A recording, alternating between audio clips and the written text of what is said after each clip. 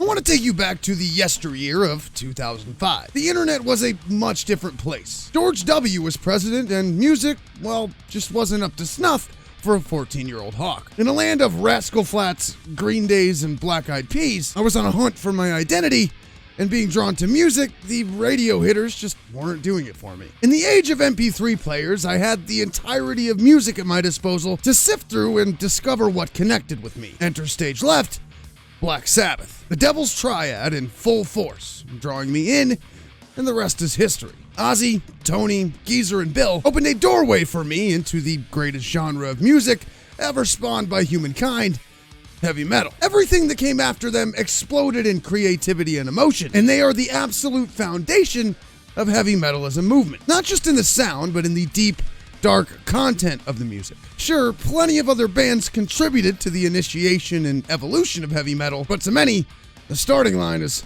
Black Sabbath.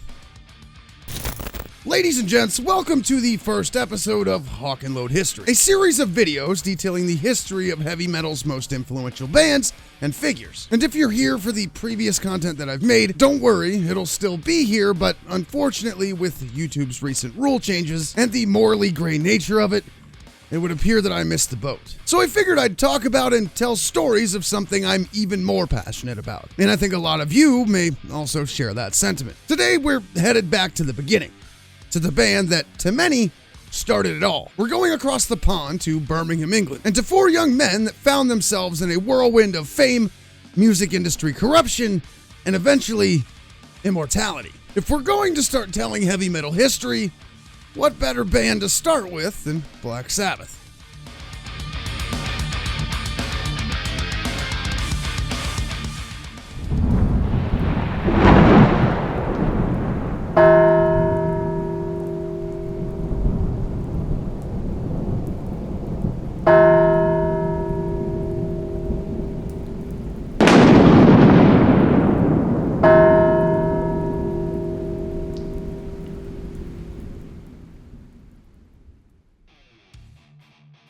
People say that the only sure things are death and taxes, but I contend that teen angst is right up there with them. Every young teenager's life goes through the struggle of finding their identity and sorting out whatever trauma they've been dealt up to that point. Wading through life can be a struggle, and in that struggle, some humans are drawn to art.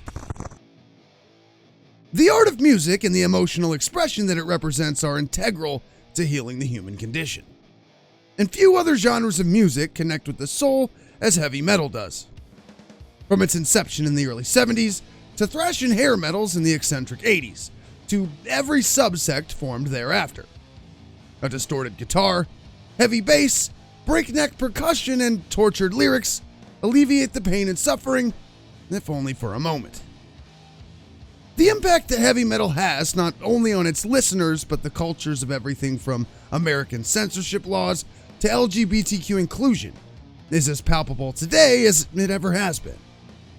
Even now, in a time dominated by soulless AI beats and melodies and dancing TikToks, it sits in the shadows, immortalized by the titans that built it. And few other titans are as integral to its existence as Black Sabbath.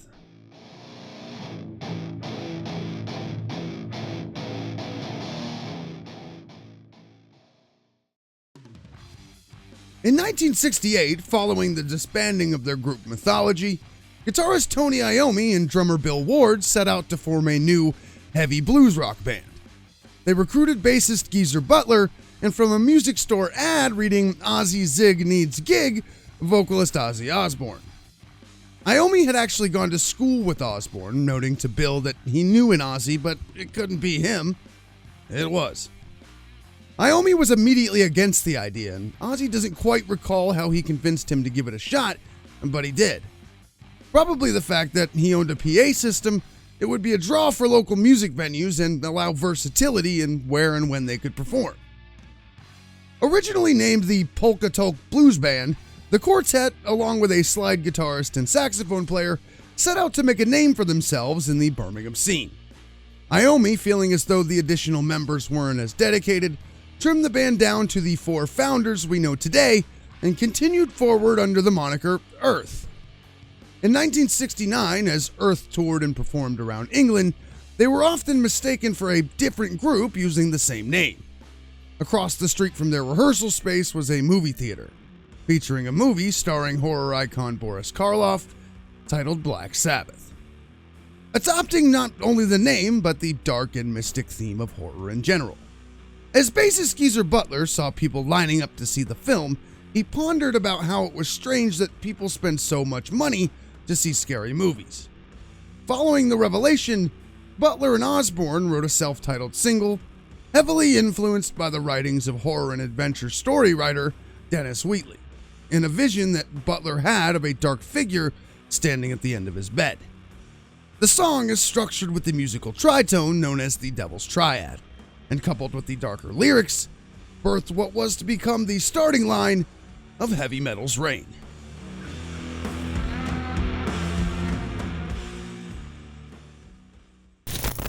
On August 30th of 1969, the quartet performed their first show as Black Sabbath at a venue in Workington, England. The band landed a record deal with Philips Records and released a cover of Crow's Evil Woman. Later in the year, the band performed for a national audience for the first time when they appeared on John Peel's Top Gear radio program. The setlist for the appearance included the songs Black Sabbath, NIB, Behind the Wall of Sleep, and Sleeping Village. With the opportunity to play to the entirety of England at a time when radio was still a powerhouse, the exposure that they received from the appearance was huge. While their single failed to chart, they were still given 2 days of studio time to record their debut album, Black Sabbath. With only 2 days to record and mix the album, most of the songs were single takes performed live, with Ozzy in a separate booth to record the vocals. On Friday the 13th in February of 1970, the band's debut record was released and was a wild success. The album charted in the UK at number 8 and number 23 in the US and Canadian charts after a release from Warner Brothers Records. Despite being eviscerated by music critics, the public had their sights set on this new, dark sound. Later that year, only 4 months after the release of Black Sabbath, the quartet assembled in the studio once more. While initially the sophomore album was to be named War Pigs, it didn't quite come to be. At the last minute in the studio, taking only 25 minutes from top to bottom, the band wrote and recorded Paranoid, which would go on to be the title track, and the song itself would go on to be a smash hit. It eventually reached number 1 in the UK, going on to sell 4 million copies, while barely getting any radio play. Black Sabbath was in full force, and the world was absolutely ready to take them in. 1 year after hitting the studio for Paranoid, in 1971, the band prepared to record their third album. With the success of their previous record, they were afforded far more studio time. The boys were in full rock star mode, with substance experimentation at full effect. By April of 1971, production on Master of Reality was complete and would go on to release in July. Despite the resounding success, critics still weren't having it with Sabbath and their sound. Regardless, Master of Reality would go on to reach number 10 in the US charts, and by now, the band had a sizable library of classic tunes that would go on to stand the test of time. Iron Man, War Pigs, Children of the Grave, and Sweet Leaf, just to name a few. Within 3 years, Black Sabbath made history with 3 of heavy metal's greatest albums.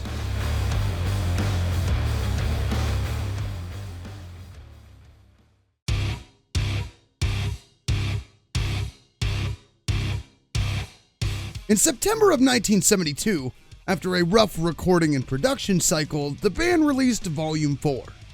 Originally titled Snowblind, the album saw Sabbath's musical evolution with the inclusion of other instruments and arrangements. Not all was up to par for every member, as drummer Bill Ward would go on to voice his disdain for some of the patterns and production.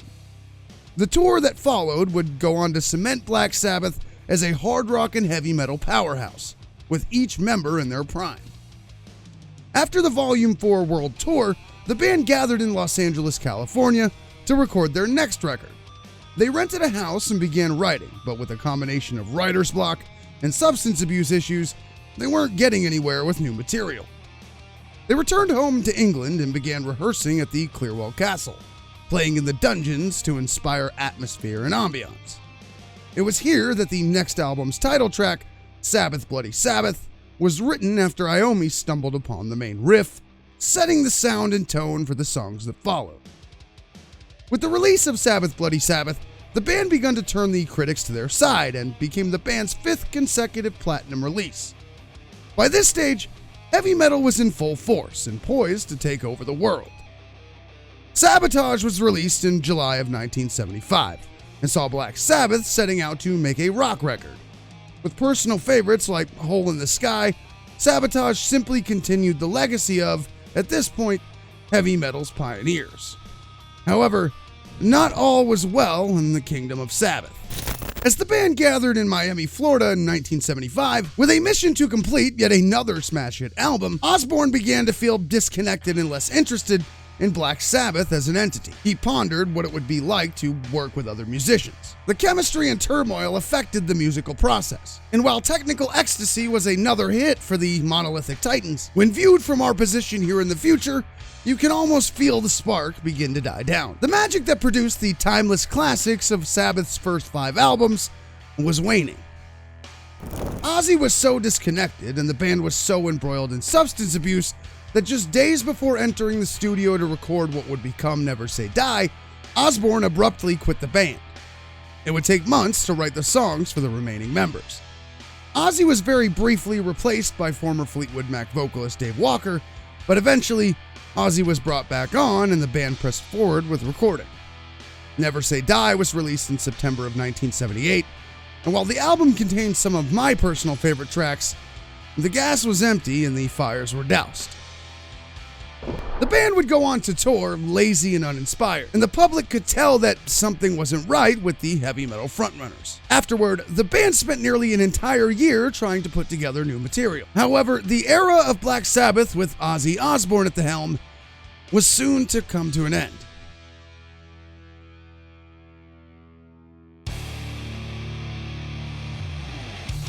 In 1979, while the entire band was battling substance issues, Ozzy Osbourne was said to be on a whole different level. He was uninterested and uninspired to work and perform, and the inevitable was not only bound to happen, but did in fact come to be. As Osbourne's increased absences from rehearsals caused strife within the band, Bill Ward was tasked with breaking the news to Ozzy about his expulsion. As of April 27th of 1979, the founding Black Sabbath cast was broken, and the history that follows is one of epic greatness in the heavy metal canon. But at the time, I imagine Ozzy and the band couldn't see that.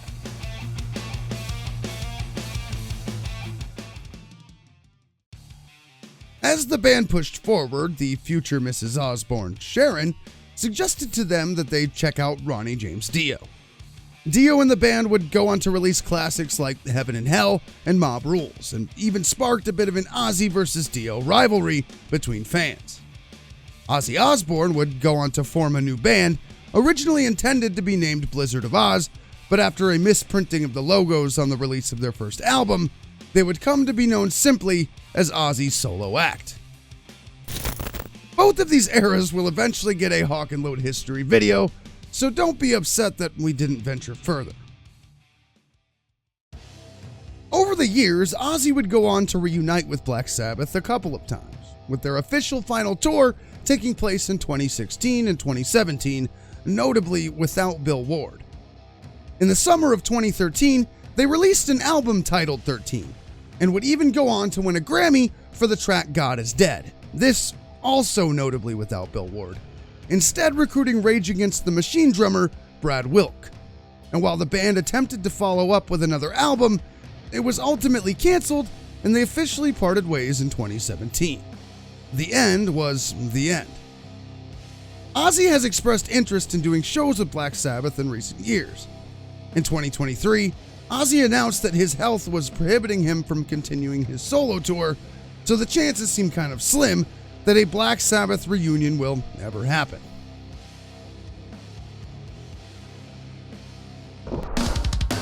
Black Sabbath, specifically the era we covered today, was my gateway into heavy metal. I know I'm not alone in that statement. They effectively led me to the music that I would go on to attach to my identity and who I am as a person. And whatever you think about that, I wouldn't have it any other way. I remember the first time I muted a low E on my crappy acoustic guitar and played Children of the Grave. I remember loading my MP3 player and incessantly showing anyone who would listen Paranoid. I remember falling asleep as a teenager to Fairies Wear Boots. All of these are some of my fondest memories. And the Ozzy years of Black Sabbath were a gift to me from the universe. And so, as we start an era of hawk and load that revolves around heavy metal, there really wasn't any other band that could kick it all off. Ladies and gents, I appreciate you making it this far into the video, and if you liked it, like it, and subscribe because we're just getting started. If there is a band or a heavy metal history that you'd like me to cover, please leave it in the comments. If there's anything that you want to add that maybe I didn't cover, leave that in the comments as well. My intention is to keep heavy metal alive through storytelling and to bring it to new and old generations alike. And that all depends on you guys, so thank you. I'll catch you guys in the next one, and remember to take care of each other. Metal is family, and we are metal.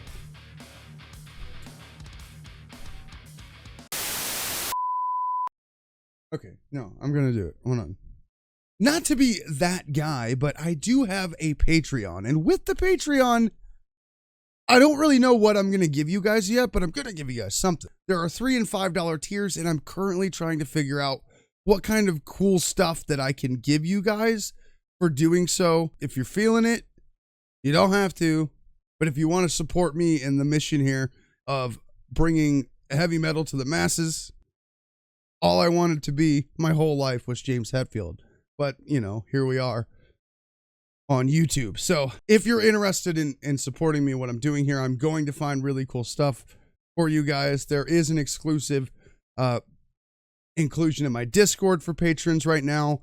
You will get, you know, end of the video shout outs. I'll put you on screen. I'll say hey to you at the end if you're into that kind of thing. You will also get early access to the videos. Maybe the next few may go out kind of as soon as I have them done, because I do want to get this ball rolling. So if you're feeling it, I appreciate you. Everybody's going to end up with the content regardless, but I'm going to figure it out. It's going to be worth it. And like I said, all of it goes towards building this, doing this, and having some way to improve. I want a better camera. I have to buy bones for the dog, who is about to tear down my curtains right now. So I gotta go. Thank you.